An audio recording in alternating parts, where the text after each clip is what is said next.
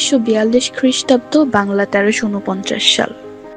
বৈশাখ মাস সাতক্ষীরা জেলার বিহারীনগর গ্রামে জন্মগ্রহণ করেন কিংবদন্তি এম.এ. ওয়াহাব স্যার। পিতা মৃত খোদাবক্স মোল্লা, মাতা মৃত মোসাম্মদ সবুরুন্নেসা। 1946 সালে মাত্র 4 বছর বয়সে তার শিক্ষা জীবন শুরু হয় শিক্ষক মুন্সি আব্দুর রহিমের অধীনে মসজিদ ভিত্তিক মক্তবে। মক্তবের পড়াশোনা শেষ করে ভর্তি হন 1925 সালে প্রতিষ্ঠিত কামার আলী প্রাথমিক বিদ্যালয়ে। 1957 সালে প্রাথমিক বৃত্তি পরীক্ষায় অংশগ্রহণ করেন, এরপর ভর্তি হন খোর্দ মাধ্যমিক বিদ্যালয়ে। 1960 সালে ভর্তি পরীক্ষা দিয়ে ভর্তি হন তুজুলপুর জেসি হাই স্কুলে।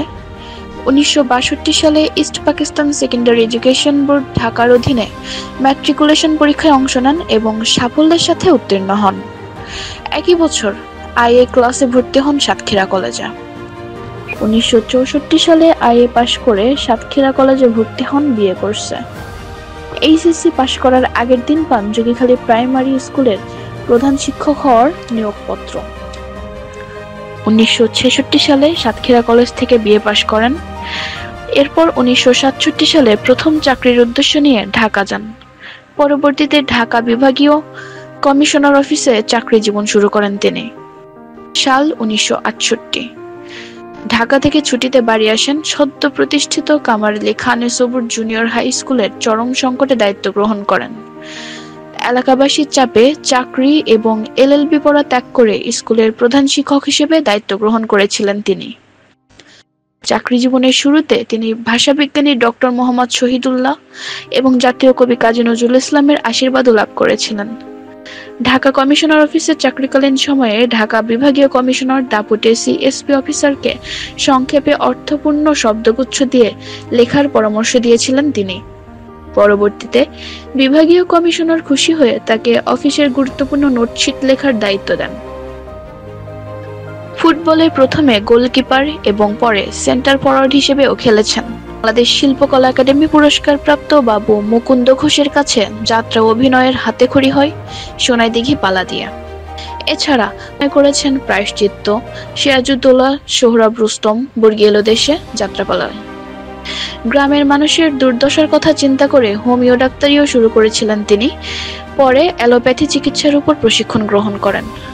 অবিভক্ত পাকিস্তানের প্রথম সাধারণ নির্বাচন 1970 সালে 7 ডিসেম্বর অনুষ্ঠিত হয়। এই নির্বাচনে বাটরা প্রাথমিক বিদ্যালয়ের সহকারী প্রিজাইডিং অফিসারের দায়িত্ব পালন করেন তিনি। 1971 সালের মুক্তিযুদ্ধে সক্রিয় অংশগ্রহণ না করলেও তার আত্মজীবনী সেই যে আমার নানা রঙের দিনগুলিতে তিনি মুক্তিযুদ্ধে পাকিস্তান আর্মি কর্তৃক গ্রেপ্তার, স্কুলের জন্য জীবনের ঝুঁকি নিয়ে যশোর, সাতক্ষীরা, খুলনা গমন ছাড়াও কলারোয়া থানার বিভিন্ন অঞ্চলে পাকিস্তানি আর্মিদের নির্যাতন হত্যার কথা ফুটিয়ে তুলেছিলেন। 1972 সালে তিনি বিএড পরীক্ষা দিতে ময়মনসিংহ যান। 1974 পরবর্তী বিভিন্ন সময়ে নাএমএ শিক্ষা ও ব্যবস্থাপনার উপর 5 বার প্রশিক্ষণ গ্রহণ করেছেন তিনি। এছাড়া চাকরি জীবন ও চাকরি পরবর্তী বিভিন্ন সময়ে সেসিপ ও সেকায়েপের অধীনে ইংরেজি বিষয়ে মাস্টার ট্রেনারের পদেও দায়িত্ব পালন করেছেন। কামার আলী হাই স্কুলের 25 বছর পূর্তি উপলক্ষে 1992 সালে তার তত্ত্বাবধানে রজত জয়ন্তী উদযাপন করা হয়। সভাপতিত্ব করেন মৌলভী আব্দুল আজিজ। অনুষ্ঠানে বক্তব্য দেন কলারোয়া সরকারি কলেজের অধ্যক্ষ প্রফেসর মাহতাবউদ্দিন সরকার, শেখ আমানুল্লাহ, অধ্যক্ষ নওসর আলী প্রমুখ। কলারোয়া সরকারি কলেজের হল সুপার হিসেবে দায়িত্ব পালনকালে জীবনের দুর্ভাগ্যতম ঘটনা অবলোকন করেন তিনি। বখাটেদের কারণে ঝরে যায় 4টি প্রাণ। প্রাক্তন ছাত্র সে সময় নয়াদিল্লিতে বাংলাদেশ দূতাবাসে কর্মরত ডিআইজি মতিয়ার রহমানের পরামর্শে সিআইডির এডিশনাল এএসপি সুখরঞ্জন সমাদ্দার সঠিক চার্জশিট দাখিল করেন। পরে মামলা খারিজ হয়ে যায়। বেকসুর খালাস পান আসামিরা। Truth is stranger than fiction. অনেক সময় তাই ঘটে। জীবনের শেষ বেলায় পান টিচার্স কলেজে শিক্ষকতার প্রস্তাব। দীর্ঘ 15 বছরেরও বেশি সময় তিনি পড়িয়েছেন। প্রথম ক্লাসে পড়ালেন বাংলা সাহিত্য, মধ্যযুগের পদাবলী। সামনে উপস্থিত শতাধিক তরুণ স্নাতক মাস্টার্স প্রশিক্ষণার্থী।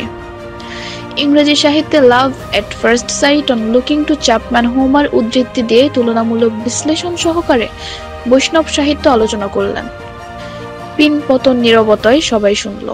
শেষ হতেই তুমুল করতালির রোল পড়ে গেল। 2002 সালে বাংলাদেশ শিক্ষক সমিতি কলারোয়া থানা শাখার প্রত্যক্ষ গোপন ভোটে প্রথম সভাপতি নির্বাচিত হন। সাফল্যের সাথে এই দায়িত্ব পালন করেন 2006 সাল পর্যন্ত। জুলাই মাসের প্রথম সপ্তাহতেই নতুন প্রতিষ্ঠান ফাতেমা বেগম গার্লস হাই স্কুলের রেক্টর হেডমাস্টার হিসেবে যোগ দেন।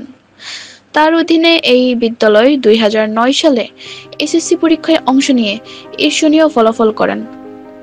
কর্মজীবনে খণ্ডকালীন অতিথি প্রভাষক হিসেবেও ইংরেজি বাংলা পড়িয়েছেন চাকলা সিনিয়র মাদ্রাসায়। এমটিআরটি এর কর্মজীবনে প্রথমে বাংলার প্রশিক্ষক হলেও খুলনা টিটি কলেজে বিশ্বব্যাংকের প্রতিনিধি দলের সাথে মতবিনিময় সভায় ইংরেজিতে নাতিদীর্ঘ বক্তব্য দেওয়ার পর কর্তৃপক্ষ তাকে ইংরেজি বিষয়ে স্থানান্তর করেন। প্রশিক্ষক হিসেবে ঠাকুরগাঁও, নেত্রকোনা, সন্দ্বীপ, রাজশাহীর গোদাগাড়ী, মেহেরপুরের গাংনী, মানিকগঞ্জের হরিরামপুর সহ দেশের বিভিন্ন অঞ্চলে সুনামের সহিত 5 বছরের অধিক সময় দায়িত্ব পালন করেছিলেন তিনি। কর্মজীবনে নানা সাফল্য ও পুরস্কার লাভ করেছেন মানুষ গড়ার এই মহান কারিগর। 30 জুন 2006 কামার আলী হাই স্কুলে আমার শেষ কর্মদিবস। কেটে গেল কর্মজীবনে 20 বছর। নিতান্তই গতানুগতিক ধরা বাঁধা এই জীবন, ছকে বাঁধা। অর্থ ও প্রতিপত্তি ক্ষমতা নেই, আছে শুধু আফসোস, ব্যর্থতার দায় আর ক্লান্তি। এখন দিন হয়েছে সারা অপেক্ষা শুধু মৃত্যুর জন্য। Death is an art enlightened in darkness. 2022 সালের 26 জানুয়ারি ব্যস্ত এই মহাজগৎ থেকে এক ধ্রুবতারার নীরব পতন হলো। আমাদের ছেড়ে না ফেরার দেশে চলে গেলেন আমাদের এম.এ. ওয়াহাব স্যার। সুযোগ পেলে হয়তো বলতেন, যাদের ভালোবেসেছি, যাদের ছুঁয়ে গেছি ভালোবাসার উষ্ণতায়, তাদের হৃদয়ে বেঁচে থাকবো আমি নিঃশব্দে, নীরবে, কিন্তু গভীরভাবে। তিনি প্রায়ই বলতেন, মৃত্যুর পর স্কুলটা থাকবে আমার মাথার কাছে, পায়ের দিকে আমার পরিবার। ভালোবাসতেন স্কুলটাকে, ওনার 39 বছরের কর্মজীবনের এই স্কুল।